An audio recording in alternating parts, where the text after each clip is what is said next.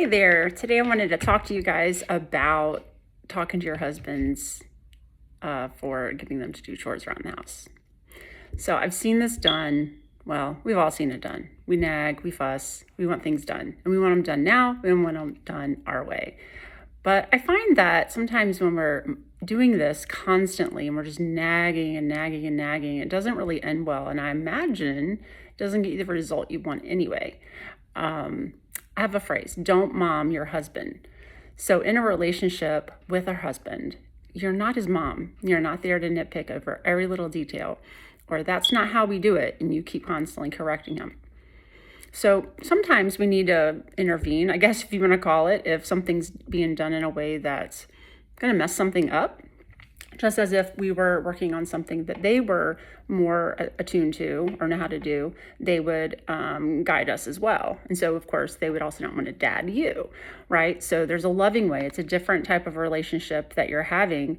So the way you talk to your husband should be different than you were talking to a child. So some things that have not worked for me in the past have been the constant, hey, do this, or pouting because it didn't get done, or because it didn't get done in a timely manner, or just being bitter because I haven't said anything, just expected this stuff. It's got to get done. I know it needs to be done. That stuff's on the floor. It should get picked up. Why did he walk right past it? Or why did he leave his stuff there? Why did you just leave the dishes on the counter? Things like that. And so we can get better. And I tend to find that that's the other spectrum. So either nag, or you're bitter. And either way is a good way to live, not for you and not for your spouse and not for your family. So some things that I've found that do work is where you're kind and you ask and you leave it alone and you appreciate what they do. And you're like, well, hey, I don't have a husband that's coming home and wanting to help me do anything. You might not. You might have a honey of a husband. I don't know where you're coming from. But I'm just letting you know, if you're going for the approach of we're just constantly fussing at him to do things, and then when he finally does it, you're on his case the entire time about how he's doing it, he's not going to want to do it. He'd rather just get nagged at and not do the work than get nagged at while doing the work. You see what I'm saying? So I would recommend stop nagging your husbands. Just plain and simple. Then ask him, hey, hon, the thing that you think is obvious might not be obvious to them. Hey, hon, do you mind picking up the pillows and putting them back on the couches? Hey, hon, do you have a minute to bring me the dishes from the table and I'll start washing them? You see where I'm going? And then if they're like, in a minute, okay, leave it. And look, if they forget, they're like watching TV or something, because mine gets zoned in. And it's not that he doesn't want to help me. He just literally gets locked in on the TV. Get up, leave where you're at, walk right beside him. Hey, hon, wait to make eye contact. You got to wait for the eye contact, because without it, he's not listening. And even sometimes when he's listening. So you're going to ask him, make eye contact. Hey, hon, in a nice tone. Not, hun, I told you already. No, don't do that, because that's not going to work well. So instead, you're going to say, hey, hun, and you look at it in the eyes. Do you have a second? Can you come help me in the kitchen for a minute? I really need your help. Nicely, right? And wait for that response. Because sometimes when they're looking at you, they're still thinking about the game and kind of half watching it with their brain, right? Like, cool? If you have to, pick up his hand, hold his hand for a second. I know it seems like coddling, but look, I'm just telling you, doing this over time works. It works. And when they do something, anything, guys, anything at all, you say thank you. Yeah. You're like, I don't get thank you. Maybe not now. Maybe not yet. It's coming. Okay? Baby steps. So you're going to stop nagging them. You're going to ask and request things in a nice way, even if it's things that you think they should be doing anyway.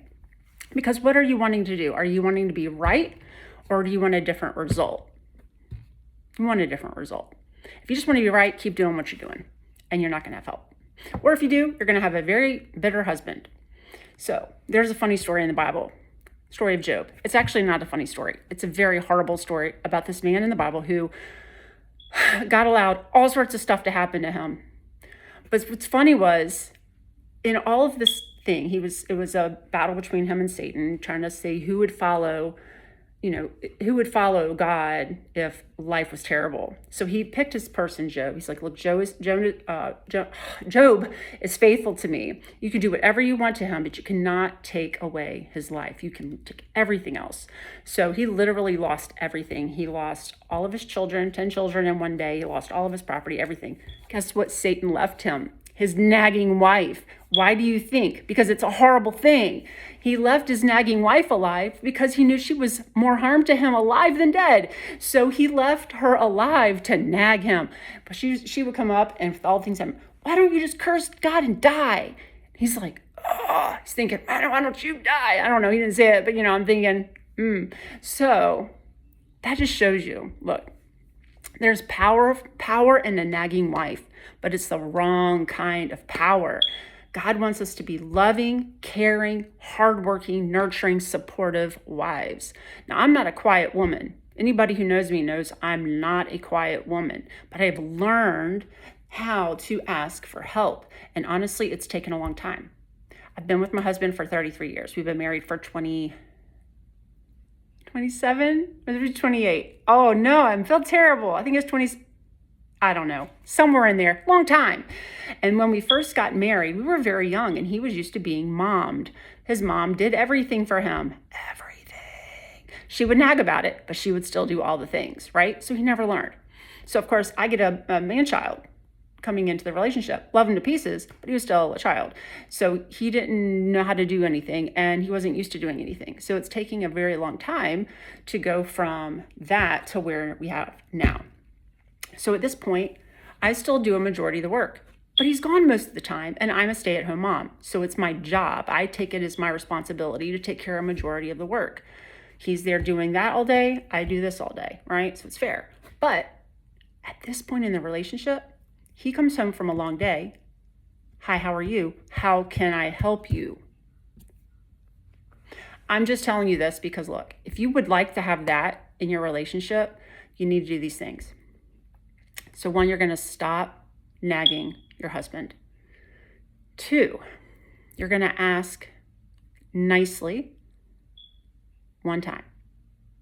Hun, get his attention. If he's busy, walk over to him. Hun, hey, can you help me in the kitchen for a few minutes? He might say, sure, in a minute. I'm like, yeah, that's cool. I just needed help maybe take out the trash and bring, pack up the food. Can you do that for me? And you're like, well, it's not for me. It's for all of us. Don't get an attitude. Like, seriously, you just got to drop it. Do you want the work done or not? So it would really be a big help to me. Be sweet. Grab his hand.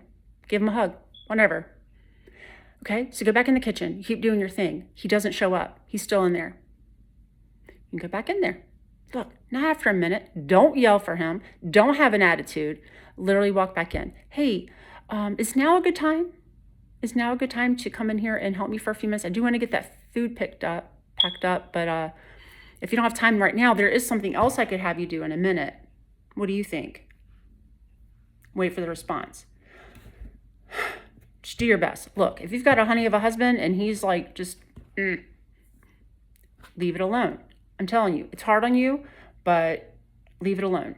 Over time, it will get better, especially if you continue this process. The thing is, when he does do something, be sweet about it. Be genuinely appreciative of it. You're like, well, I shouldn't have to appreciate him for doing what he ought to do anyway. Appreciate it. Appreciate it. I'm telling you, it goes a long way. You say, oh, hon, thank you so much for taking the trash out. Something sweet. Okay? And then if you feel like it, give him a hug. Give him a little smoochy smooch. Look, positive behavior equals positive reward, right? And don't hold out on him if he's being a dirtbag, right? But go the extra mile when he does do these things. It teaches them, hey, this behavior is a blessing because I get more of a blessing from that, right? And so over time it develops and you just be appreciative. Thank them for going to work. Like, well, I go to work or I work all day. Yeah, you do. But does he still do those things? Yes. So you be appreciative. Thank you so much. Now, if you want to, at some point, you can tell him what you've been doing all day. I have a list on my fridge because it helps me personally, but it's a visual for him too. He can kind of see some of the highlights of what I've been doing through the day. Especially if you're a stay-at-home mom, right? It can be hard. It can kind of get pushed under the rug. They don't realize, sometimes he doesn't realize whether I even vacuumed or mopped unless there's like, you can smell the cleaner or something, right? So it might not be noticed. But I've noticed that my husband has been more appreciative of me over the years as well, because I take time and I was like, hey, oh my goodness, tell me about your day. He might be a talker. He might not be a talker. Don't know what they do for their work, but you could ask a few, well, and did you have any challenges today? Did you have anything that was rewarding for you today? That prompts some conversation about his day. He says, it's fine. He's not ready to open up yet. Give him a hug. Thank you so much for all you do for us. I really appreciate it. We wouldn't be the same without you. Okay, these constant little things that you're telling them throughout the day, at the beginning of the day, the end of the day, go a long way. And then you can ask them after that, would you like to hear about my day? Now, here's the thing. When you start talking about your day, you don't want to overpower or overshadow what they've had going on that day. So if they're not doing a lot of talking about their day, don't go on and on and on and on and on about your day. Somewhat match it. Well, today I got it done. I cleaned the living room. You don't got to go into grave detail. I cleaned the room really good, or I got the whole house clean. But the kids, they kind of messed it up. You know how that goes. But got laundry done, or I went outside, or if you have a job, talk about it. So I think it's good to kind of parallel match, letting them be aware that you're doing things too during the day, especially when you're a stay-at-home mom. Sometimes those things, like I say, get swept under the rug, or you clean the house, but the kids, oh my goodness, they're little tornadoes and they come back behind and mess it all up again. So you can make a little joke about it. Oh, I got this house looking really good, and these kids, they just constantly pull stuff back out. But I tried. And so I think communication in all of this is key, and it's about the type of communication. So it's not that you're not asking your husband for help. It's about how you're asking for help, how often you're asking the same thing, and the follow-up from it.